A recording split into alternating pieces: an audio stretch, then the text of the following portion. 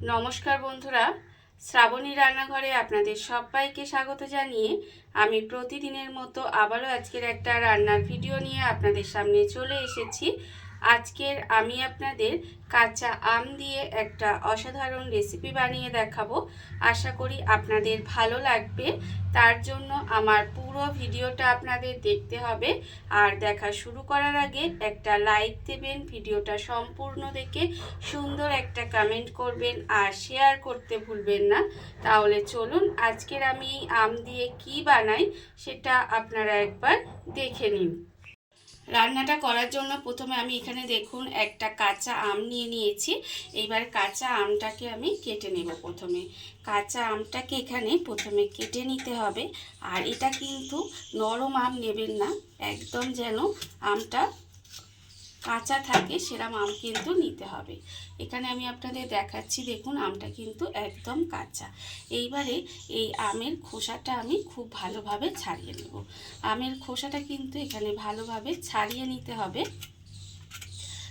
আজকের আমি যে আমের রেসিপিটা দেখাবো সেটা কিন্তু একদম গরমকালের পক্ষে পারফেক্ট একদম রেসিপি। খেতে কিন্তু ভীষণই সুন্দর হয়। আপনারা কিন্তু এই গরমে এইভাবে একবার বানিয়ে খেয়ে দেখবেন, আশা করি আপনাদেরও ভালো লাগবে আর আপনাদের বাড়ির সবারও ভালো লাগবে। দেখুন এখানে কিন্তু আমের খোসাটা আমি খুব ভালোভাবে প্রথমে ছাড়িয়ে নেব। আমের খোসাটা দেখুন এখানে কিন্তু ভালোভাবে ছাড়িয়ে নিয়েছি, এটা ছাড়ানো হয়ে গেছে। এইভাবে ছাড়িয়ে নিতে হবে। আর এবারে দেখুন এটাকে কিন্তু এইভাবে মাঝখান থেকে কেটে নেব। মাঝখান থেকে কিন্তু এটাকে খুব ভালোভাবে কেটে নিতে হবে। আমটা আমি এখানে দু টুকরো করে নিয়েছি। আর দেখুন এর মধ্যে আটি বসে গেছিলো, আটিটাকে কিন্তু আটির অংশটা ছাড়িয়ে নিয়েছি। ছাড়িয়ে এইভাবে একটু দু টুকরো করে কেটে নিয়েছি। এইবারে এটাকে এইভাবে সরু সরু করে কেটে নেব। সরু সরু করে কিন্তু এটাকে একটু কেটে নিতে হবে। দেখুন আমি এখানে এইভাবে লম্বা লম্বা করে একটু কেটে নিচ্ছি।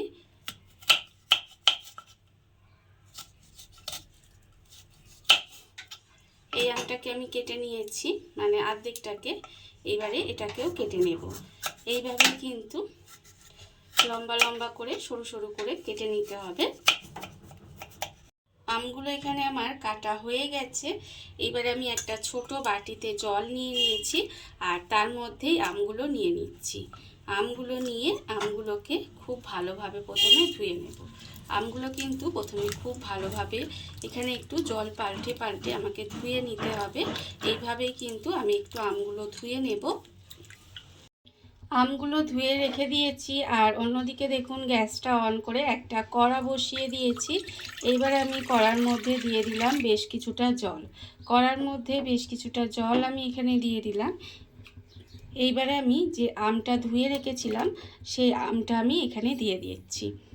আমটা দিয়ে ঢাকা দিয়ে কিন্তু কিছুক্ষণ এইভাবে একটু রান্না হতে দেব। মানে আমটাকে প্রথমে খুব ভালোভাবে একটু সেদ্ধ করে নেব। এইভাবে ঢাকা দিয়ে আমটাকে ভালো করে একটু সেদ্ধ করে নিতে হবে। ঢাকা দিয়ে আমি কিছুক্ষণ এইভাবে একটু রান্না হতে দিয়েছিলাম। এর ফলে দেখুন এখানে কিন্তু আমগুলো খুব ভালোভাবে সেদ্ধ হয়ে গেছে। আমগুলো কিন্তু এখানে খুব ভালোভাবে একটু সিদ্ধ করে নিতে হবে। এইবারে দেখুন এটাকে আমি আলাদা করে রেখে দেব। আলাদা করে রেখে একটু ঠান্ডা করে নেব। আমটা কিন্তু আলাদা করে তুলে এইবারে একটু ঠান্ডা করে নিতে হবে। আমটা আমি এখানে সেদ্ধ করে নিয়েছি আর সেদ্ধ করে কিন্তু ঠান্ডা করে নিয়েছি। এটা ঠান্ডা অবশ্যই করে নিতে হবে।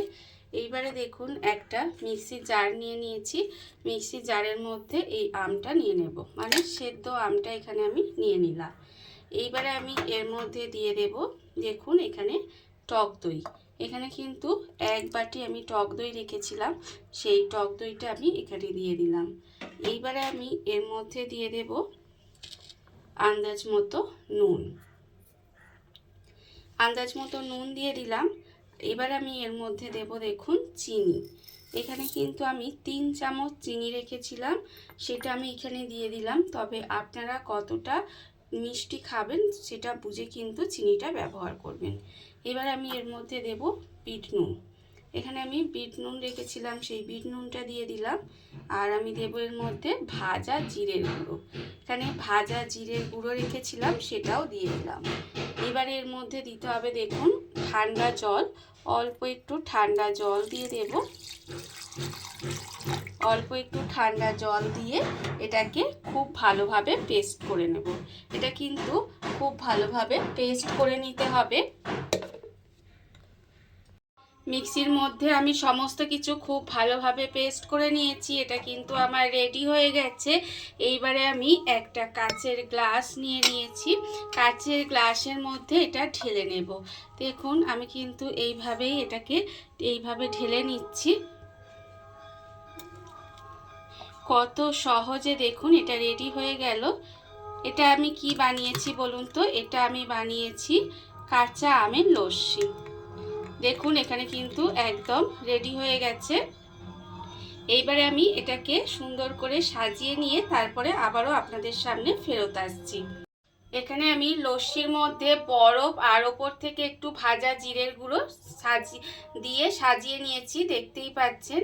আর আপনারা দেখতেই পেলেন যে কত অল্প উপকরণে কত অল্প সময় কত সুন্দর একটা কাঁচা আমের রেসিপি বা কাঁচা আমের লস্যি যাই বলেন না কেন তৈরি হয়ে গেছে। আপনারা দেখতেই পেলেন। আর এই গরমে কিন্তু এটা খেতে ভীষণ ভালো লাগে। এইভাবে আপনারাও একদিন হলেও বাড়িতে বানিয়ে দেখতে পারেন। আর এই ভিডিওটা যদি আপনাদের ভালো লেগে থাকে আপনারা আমার চ্যানেলটা সাবস্ক্রাইব করে এইভাবে আমার পাশে থেকে যেতে পারেন। তাহলে চলুন আজকের ভিডিওটা এই পর্যন্তই। নমস্কার।